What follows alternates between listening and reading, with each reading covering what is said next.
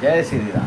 भाई और दोस्तों, आप सभी कथा प्रेमियों को दीपावली की शुभकामनाएं। आज कार्तिक मास की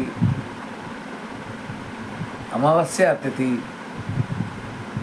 रात्रि में पड़ रही है, इसलिए दीपावली आज ही मनाई जाएगी। क्योंकि दीपावली की पूजा निश्चित काल में रात्रि में होती है और कल 1 तारीख को रात में अमावस्या तिथि है ही नहीं, पड़वा तिथि है। इसलिए दीपावली की जो है आज ही मनाई जाएगी। और दीपावली के पीछे कई कथाएं हैं कि हम शास्त्रों के अनुसार एक कथा ऐसी भी लिखी है कि इस दिन भगवान विष्णु ने नरसिंह अवतार धारण कर हिरण्याकश का वध किया था। और इसी दिन समुद्र मंथन जब देवता और दैत्यों ने किया तो लक्ष्मी जी का प्रकाट्य का दिन भी यही दिन है, जिस दिन माता लक्ष्मी प्रकट हुई और भगवान विष्णु ने उन्हें अपनी अर्धांगिनी बनाया। तो आज के दिन माता लक्ष्मी रात्रि में पूरी पृथ्वी पर भ्रमण करती है और जो कोई उन्हें जागता हुआ मिलता है, पूजा करता हुआ मिलता है, उसको वो आशीर्वाद देती है। इसलिए दिवाली की रात को जागरण की रात कहा गया है। इस दिन पूजा पाठ रात्रि में करनी चाहिए और परिवार के साथ जागना चाहिए, क्योंकि ये बहुत बड़ी पूजा की जागरण की रात है। वैसे तो साल में 4 रात्रियाँ ऐसी हैं जिनमें जागरण करना चाहिए, लेकिन ये रात्रि का विशेष महत्व है क्योंकि इस दिन भगवान गणेश और लक्ष्मी जी की पूजा होती है, जिससे हमारा घर परिवार चलता है, जिसकी धन की सबको आवश्यकता है और धन को हम लक्ष्मी देवी मानते हैं। इसलिए भाइयों और दोस्तों, सब मिलकर प्रेम से माता लक्ष्मी और गणेश जी का पूजन करें और मिठाइयाँ बांटें। जिसकी समर्थ हो वो गरीबों में भी मिठाइयाँ बांटे। अपनों को तो सब खिलाते हैं, उन गरीबों को जो कभी मिठाई के लिए तरसते हैं उनको बांटे, कुछ वस्त्र बांटे, अन्न बांटे। ऐसा करना बहुत पुण्य का काम है। आज के दिन दान की बड़ी महत्ता है। धन का दान, वस्त्र का दान, अन्न का दान, ये तीनों दान आज करने चाहिए। गौ माता को चारा खिलाएं और जितने भी जीव प्राणी हैं जिसको खिला सके उसको खिलाएं। दान की बड़ी महत्ता है। दिवाली का मतलब ये है कि अगर हम खुशी मना रहे हैं तो हम औरों को भी कुछ खुशी दें, तभी हमारा ये दीपावली का पर्व हमारे लिए मंगल करेगा। इसलिए हमें अपनी खुशी के साथ दूसरों की खुशी का भी ख्याल रखना है। और हमें ऐसा सोचना है कि हमारे घर दिवाली नहीं, सबके घर दिवाली होनी चाहिए। माता लक्ष्मी करे, सब पर कृपा करे, सभी खुश रहें और भगवान का सुमरन करें। और इसी कामना के साथ आज हम रामायण का पाठ भी कुछ करेंगे, क्योंकि उसकी भी बहुत विशेष आवश्यकता है, क्योंकि आज के दिन की पूजा का विशेष महत्व है। तो कल से आगे की कथा प्रारंभ करते हैं।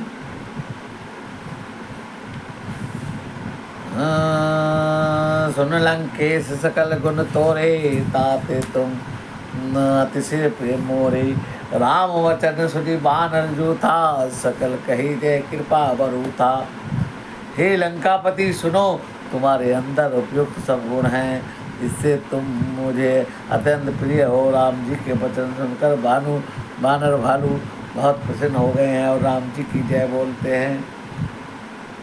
हमारी कथा में राम और विभीषण संवाद चल रहा है। जब विभीषण जी राम जी के शरण में आए हैं तो हम उसी कथा को आगे कंटिन्यू करते हैं। सुनत विभीषण प्रभु के बानी, नहीं अघात सब नामत जानी। पदम्बुज गही बार ही बारा, हृदय समात न प्रेम अपारा। प्रभु की ऐसी बात सुनकर विभीषण प्रभु के चरणों में लिपट जाते हैं और बार बार उनके चरणों में सिर निभाते हैं। सुनो देव चराचर स्वामी, पंतपाल और अंतर्यामी, और कुछ प्रथम वासना रही, हो पद प्रीत सरित सोवई।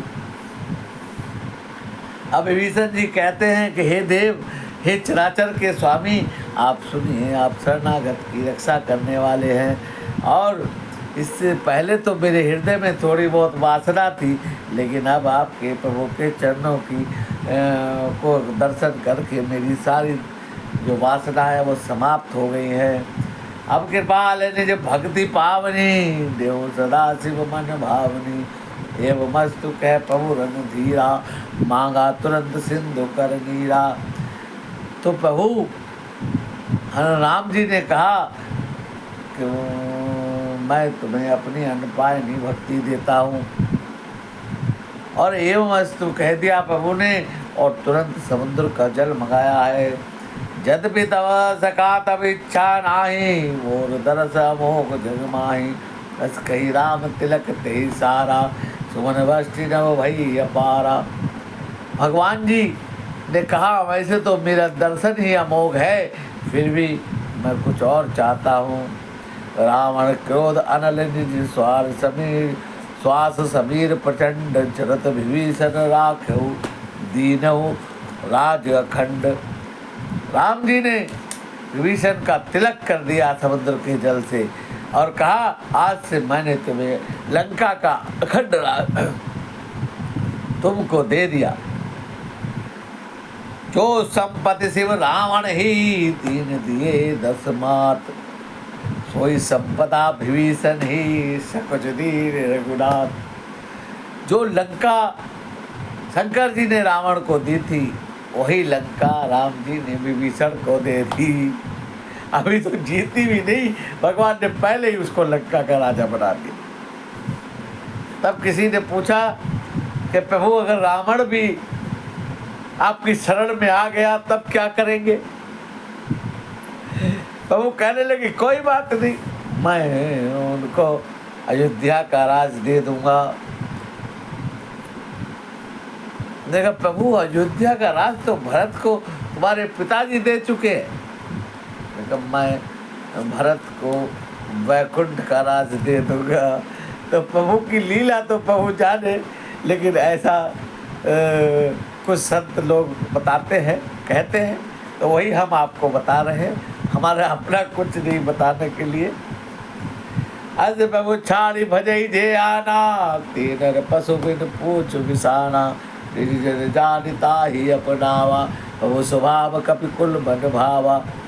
ऐसे परम कृपालु प्रभु को छोड़कर मनुष्य दूसरे को भजते हैं, तो जैसे वे बिना सींग और पूंछ के पशु है। अपना सेवक जानकर विभीषण को राम जी ने अपना लिया है, और प्रभु का स्वभाव वानरों को बहुत प्रिय लगा है। उन्हें सर्वज्ञ सर्वोर्वासी, सर्वरूप सब रहित उदासी, बोले वचन नीति प्रतिपालक, कारण मन धन गुण घालक। सुन गबीज लंकापति मीरा, कहे विधि तरह जल्दी गंभीरा, चक्र बकर हो रग जस जाति, अति अगाध दुस्तर सर्ववाति। कह लंकेश सुनौ रघुनायक, कोट सिंधु शोषक तब तायक, तदपि नीति सिकाई, इन्हें करई सागर सन जाई। अब भगवान कहने लगे कि भक्तों पर कृपा करने के लिए, हे वानर राज सुग्रीव लंकापति विभीषण, सुनो इस गहरे समुद्र को किस प्रकार से पार किया जाए। अनेक जातियों के मगर, सांप और मछलियाँ इस समुद्र में रहते हैं, ये पार करना बड़ा कठिन प्रतीत होता है। तब विभीषण कहते हैं कि विभीषण ने कहा कि हे रघुनाथ जी सुनिए, ये आपका एक ही बाण करोड़ों समुद्र को सोखने वाला है, लेकिन फिर भी उचित नहीं है। उचित तो यह है कि पहले आप समुद्र से प्रार्थना कीजिए, प्रभु तुम्हारे कुल गुरु जल्दी कहे उपाय विचारी, व्यास सागर तरई सकल भालु कवि तारी। हे प्रभु, ये समुद्र जो है आपका कुल गुरु भी है, और इसे प्रार्थना कीजिए शायद कोई ये रास्ता, सुगम रास्ता बता दे जिससे हमारे बानर भालू उस पार जा सके। आज की कथा को यहीं विराम देते हैं, आगे की कथा कल करेंगे।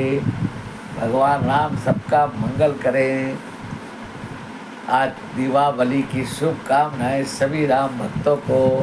भगवान राम सबका मंगल करें और गणेश लक्ष्मी जी कृपा करें, भंडारे भरे। जय श्री राम।